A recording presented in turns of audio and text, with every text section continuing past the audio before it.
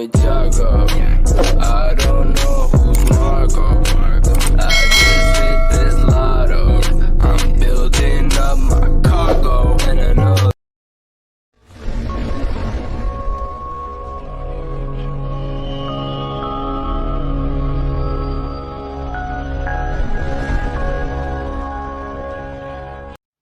Assalamualaikum warahmatullahi wabarakatuh. Tabi pun, perkenalkan, nama saya Windy Aulia Puspitayanti dengan NPM 1804040105. Salah satu mahasiswi semester 6 jurusan Ekonomi Syariah, Fakultas Ekonomi dan Bisnis Islam di Institut Agama Islam Negeri Metro. Pada video ini saya akan menjelaskan materi tentang mekanisme transmisi umum kebijakan moneter. Tugas ini diajukan untuk memenuhi mata kuliah Fiskal dan Moneter yang diampu oleh Ibu Selvia Nuriyasari MEI. Yuk mari kita lihat videonya. Apa saja sih materi yang akan kita bahas pada video kali ini? Jadi di video ini kita akan membahas 3 sub materi. Jadi yang pertama kita akan mengetahui apa itu mekanisme transmisi umum. Yang kedua, apa sajakah saluran transmisi kebijakan moneter. Dan yang ketiga, bagaimana pentingnya transmisi moneter bagi teori dan kebijakan moneter. Yang pertama adalah mekanisme transmisi umum kebijakan moneter. Nah, sebelumnya kita harus mengetahui apa itu kebijakan moneter. Jadi, kebijakan moneter adalah semua upaya atau tindakan bank sentral dalam mempengaruhi perkembangan variabel moneter, yaitu uang beredar, suku bunga, kredit, dan nilai tukar, untuk mencapai tujuan ekonomi tertentu. Kebijakan moneter juga dapat diartikan sebagai kebijakan dari otoritas moneter, yaitu bank sentral, dalam bentuk pengendalian agregat moneter untuk mencapai perkembangan kegiatan perekonomian yang diinginkan, dicerminkan oleh stabilitas harga, pertumbuhan ekonomi, dan kesempatan kerja yang tersedia. Kebijakan moneter ini bekerja dalam suatu mekanisme yang dikenal dengan mekanisme transmisi kebijakan moneter atau dapat disingkat MTKM. Mekanisme transmisi kebijakan moneter pada dasarnya menggambarkan bagaimana kebijakan moneter yang ditempuh bank sentral untuk mempengaruhi berbagai aktivitas ekonomi dan keuangan, sehingga pada akhirnya dapat mencapai tujuan akhir yang ditetapkan.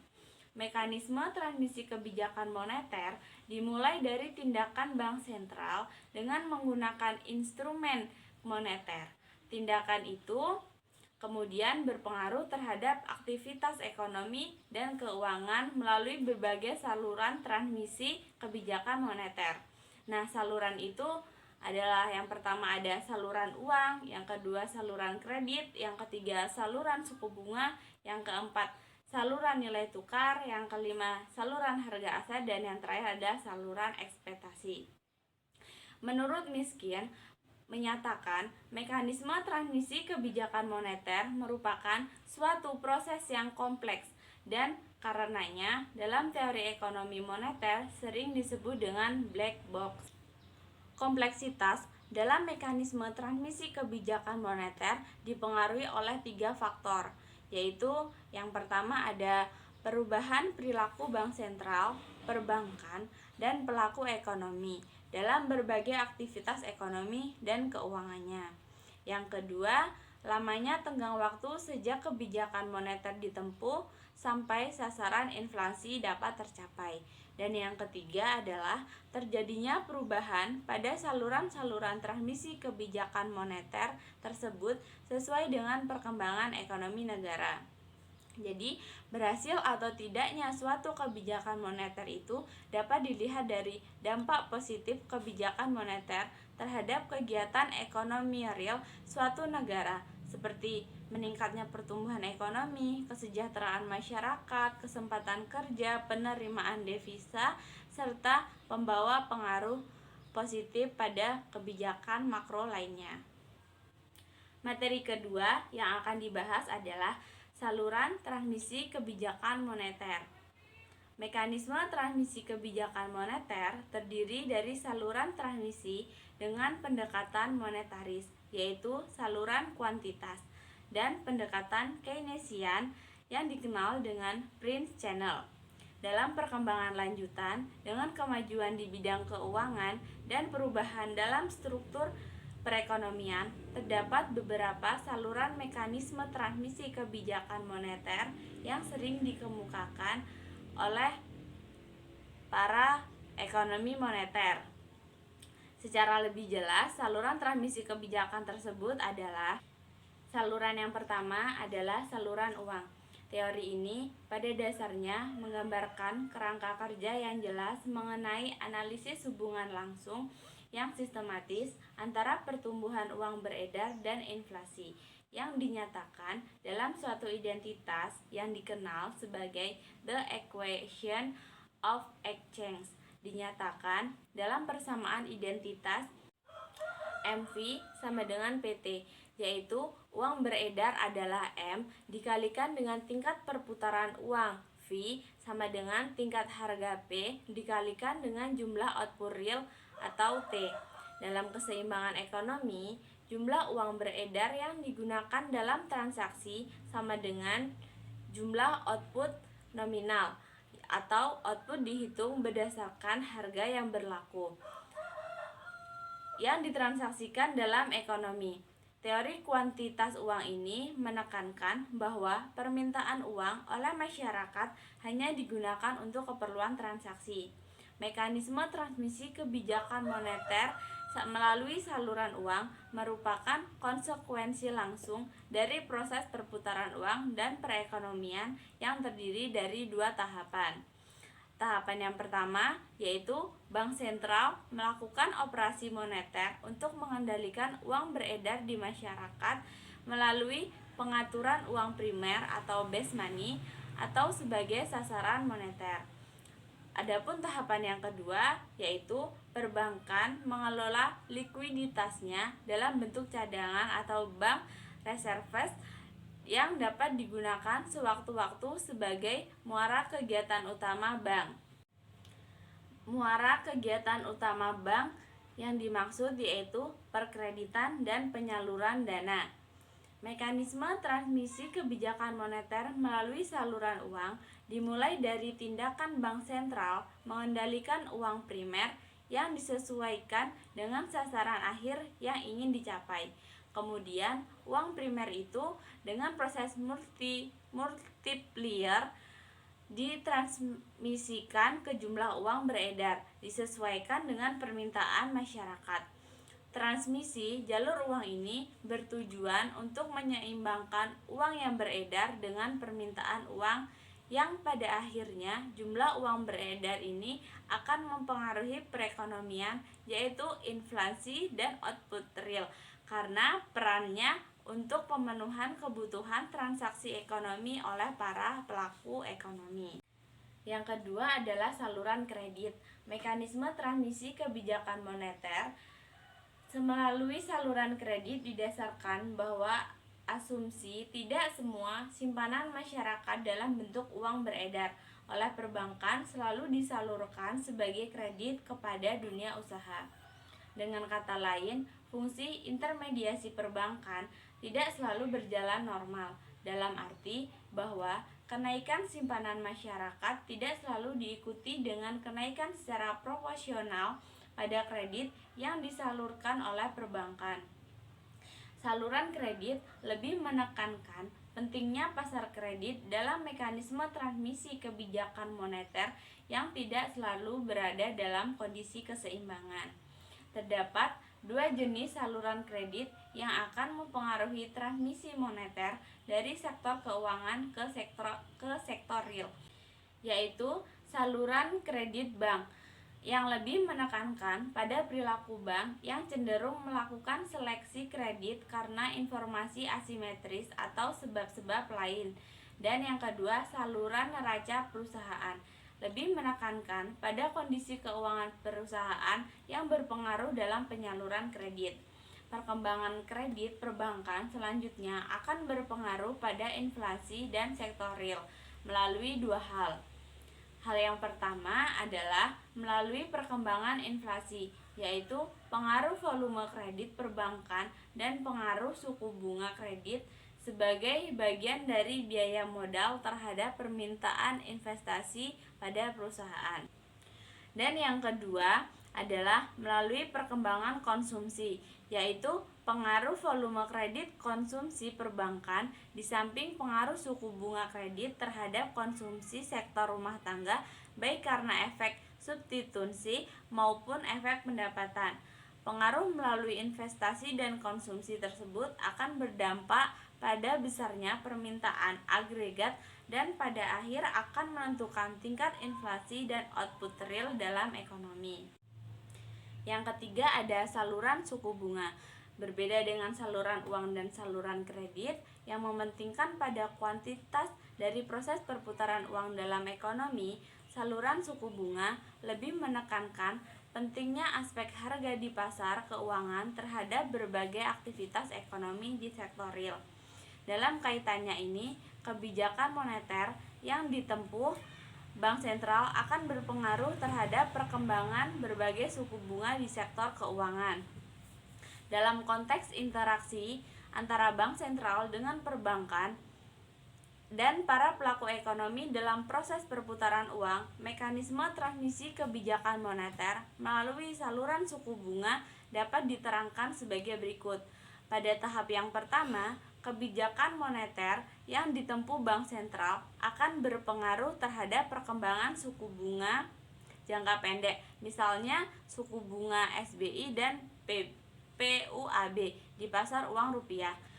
Perkembangan ini selanjutnya akan mempengaruhi suku bunga deposito yang diberikan perbankan pada simpanan masyarakat dan suku bunga kredit yang dibebankan bank-bank kepada para debiturnya. Proses transmisi suku bunga tersebut biasanya tidak langsung secara segera atau dapat tenggat waktu, terutama karena kondisi internal perbankan dalam manajemen aset dan kewajiban. Pada tahap yang kedua, transmisi suku bunga dari sektor keuangan ke sektor real akan tergantung pada pengaruh terhadap permintaan konsumsi dan investasi dalam perekonomian. Yang keempat ada saluran nilai tukar. Mekanisme transmisi kebijakan moneter melalui saluran nilai tukar menekankan pentingnya pengaruh perubahan harga aset finansial terhadap berbagai aktivitas ekonomi. Dalam kaitannya, pentingnya saluran nilai tukar dalam transmisi kebijakan moneter terletak pada pengaruh aset finansial dalam bentuk valuta asing yang timbul dari kegiatan ekonomi suatu negara dengan negara lain. Pengaruhnya tidak saja terjadi pada perubahan nilai tukar, tetapi juga pada besarnya aliran dana yang masuk dan keluar suatu negara yang terjadi karena aktivitas perdagangan luar negeri maupun aliran modal investasi dalam neraca pembayaran. Dalam konteks interaksi antara bank sentral dengan perbankan dan para pelaku ekonomi, proses perputaran uang dan perekonomian, mekanisme transmisi kebijakan moneter melalui saluran nilai tukar tersebut dapat dijelaskan sebagai berikut. Pada tahap awal, kebijakan moneter yang ditempuh bank sentral akan berpengaruh baik secara langsung maupun tidak langsung terhadap perkembangan nilai tukar di valuta asing. Pada tahap selanjutnya, pengaruh nilai tukar terhadap inflasi juga dapat terjadi baik secara langsung maupun secara tidak langsung. Perkembangan ini akan berdampak pada besarnya output real dalam ekonomi yang pada akhirnya akan menentukan besarnya tekanan inflasi dari kesenjangan output. Yang kelima, saluran harga aset. Kebijakan moneter juga berpengaruh terhadap perkembangan harga-harga aset lain, baik aset finansial maupun aset fisik.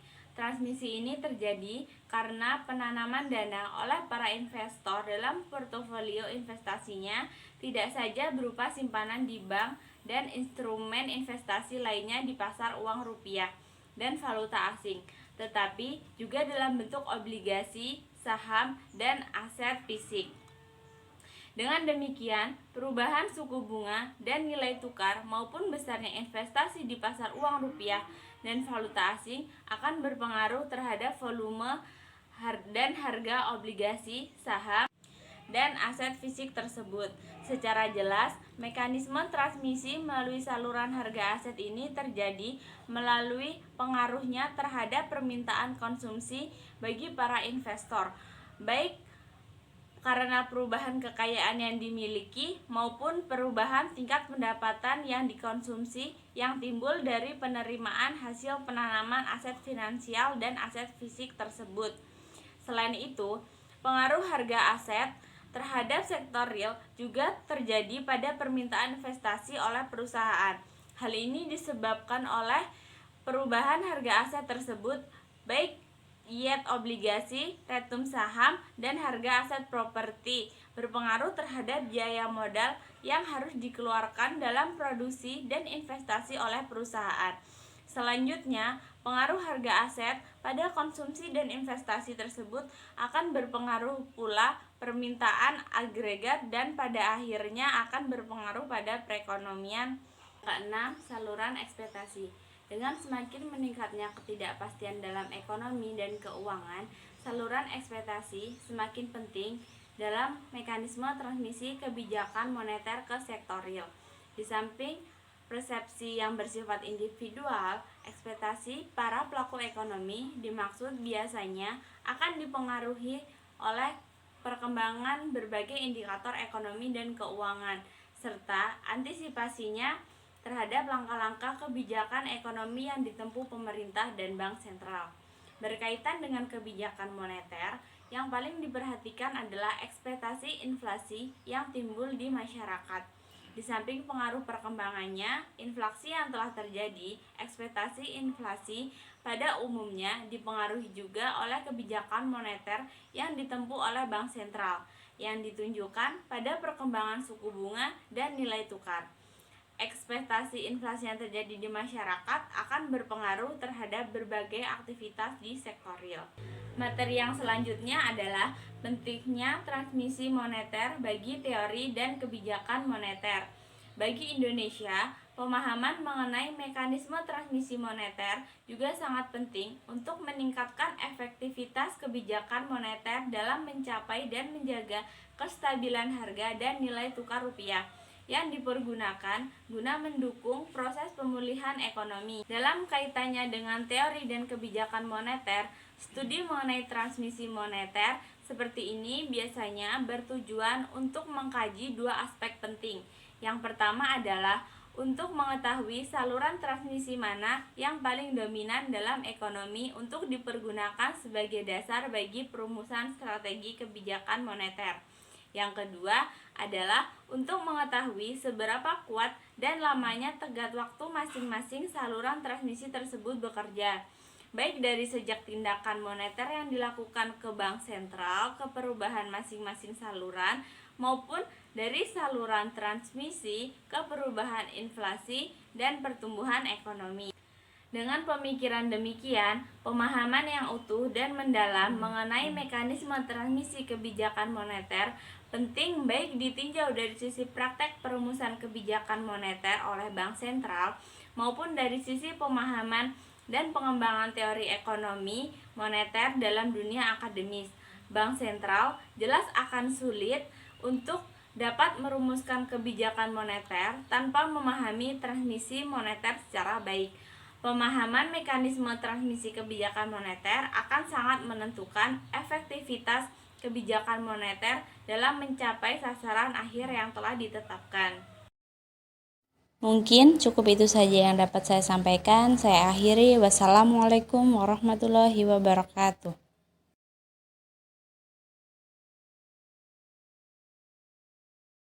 EIN Metro has 4 faculties and 1 graduate program. H Department in Faculty of Tarbiyah and Teacher Science. 3 Department in Faculty of Sharia. 4 Department in Faculty of Economics and Islamic Business. 3 Department in Faculty of Usuluddin, Adab and Da'wah. and 4 Department of the Graduate Program. Through representative facilities and infrastructure and quality human resources, IAIN Metro has transmitted science, both in theory and practice, in order to produce scholars who have knowledge of innovative, humanist, and independent Islam.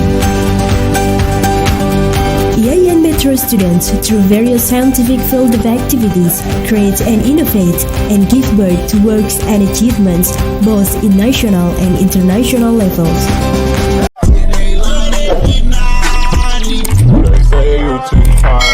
But I think that I love her mama, a party girl, she just want